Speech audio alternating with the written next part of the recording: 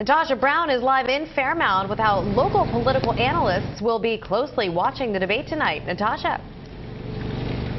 Well, Jessica, political analysts are certainly expecting a very spirited debate tonight between President Trump and former Vice President Joe Biden. They both will be appealing their case to voters, especially here in the critically important state of Pennsylvania.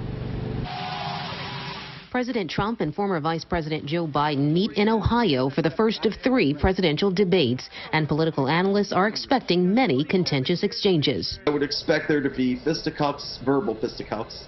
I hope, but I would expect there to be fireworks. I would expect it to be kind of crazy and pugilistic and combative. Brian Rosenwald is an author and political analyst with the University of Pennsylvania. He's expecting Biden to attack on the president's response to COVID-19 and the president to tout a strong economy. I think he's going to focus on the pandemic because it's Trump's Achilles heel to say that, look, everything is still bad. It's 6 months later. Kids are not in school. We don't have enough PPE still for doctors and in hospitals. We're starting to see more outbreaks. For Trump's campaign, that the argument is going to be that he's going to make that economic argument. He's going to say, I built the economy. I can do it again. Both candidates have been crisscrossing Pennsylvania in the weeks leading up to the election, knowing a win here likely leads to the White House. It's one of the 3 or 4 states that is most likely to determine the outcome. And from Biden's perspective, it's going to be hard, though not impossible, to win the presidency without winning Pennsylvania.